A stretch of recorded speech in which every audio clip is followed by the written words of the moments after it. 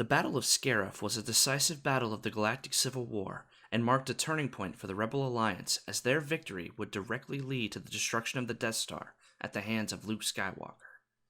But when I look back at the battle itself, I struggle to call it a victory. Sure, the Rebels managed to steal the Death Star plans, and yes, that did save them from total destruction, but if we all take that away for just a moment and examine the battle in a vacuum, I believe that the Rebels actually lost the battle. And today, I'm going to try to explain why. I'm Zach from the Five Nights Tavern, and today, I will be discussing why the Rebel Alliance lost the Battle of Scarif. Let's get started. Before we can start talking about the battle itself, it's important to note that this battle was completely unsanctioned by the Rebel Alliance Council, and only occurred because of Jyn Erso and company taking a small team of Rebel commandos on a stealth mission down to the planet. Once their presence was made known to the Alliance, Admiral Raddus decided to assemble a fleet and rush to their aid, kickstarting the space battle. This situation is fairly out of character for the Alliance, as they need to carefully consider their targets due to them being massively outmatched by the Empire at all times, and just rushing into a battle half-cocked like this likely meant that the fleet present at Scarif was not as strong as it could have been. Speaking of strength, now would be a really good time to discuss the fleet composition of both sides for this battle. Let's go ahead and start with the Empire. Above the planet of Scarif sat two Imperial 1-class Star Destroyers and a Shieldgate space station that also housed a large complement of TIE fighters. The Rebels, in comparison, arrived with one MC-75 class Starcruiser, backed up by dozens of smaller corvettes, Hammerhead corvettes, Nebulon B frigates, Brahatok class gunships, GR-75 transport ships, still don't really know what those are used for, the famous VCX-100 light freighter the Ghost, along with red, blue, and gold squadrons, piloting X-Wings and Y-Wings respectively. At first glance, it would seem that the Rebel force here is significantly larger than the Imperial defenders, but it's important to note that most of the Rebel ships were not originally designed for large-scale combat like this, and as such are ill-suited to attacking the Shieldgate and especially the Star Destroyers head-on. Only the MC-75 flagship could really hope to trade blows with a Star Destroyer, but certainly not two at once. To make up for this, the Rebels opt to use their superior starfighters to soften up the Imperial forces, while the main fleet holds back to screen against fighter counterattack and remain out of range of the Imperial turbolasers.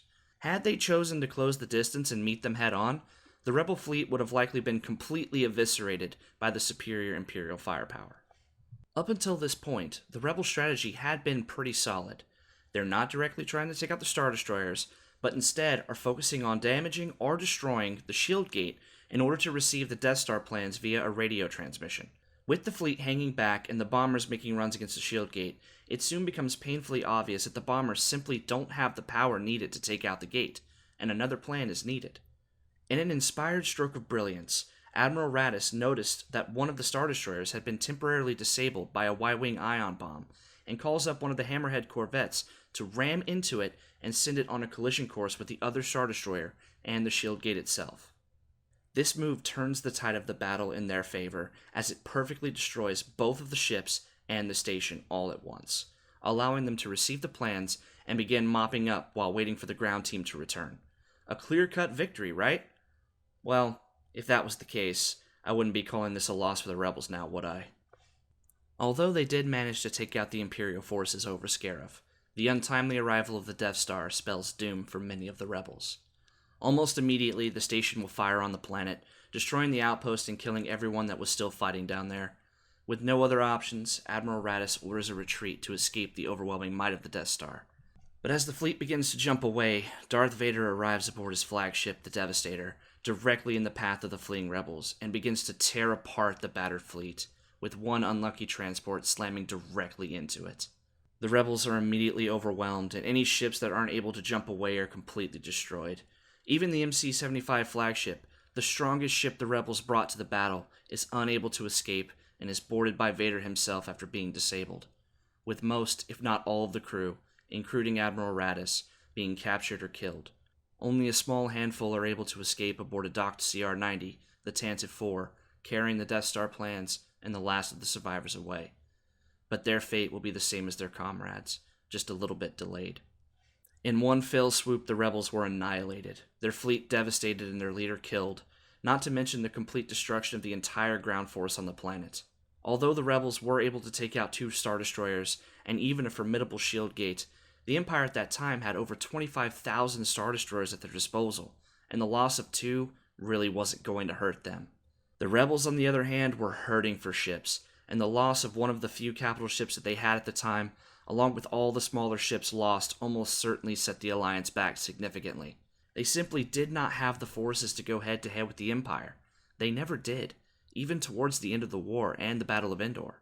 This was a crucial moment for the rebellion, and although they did succeed, I feel like this could have gone better if everyone was just on the same page. The battle was rushed and disorganized for the rebels, causing them to scramble and attack while not at full strength.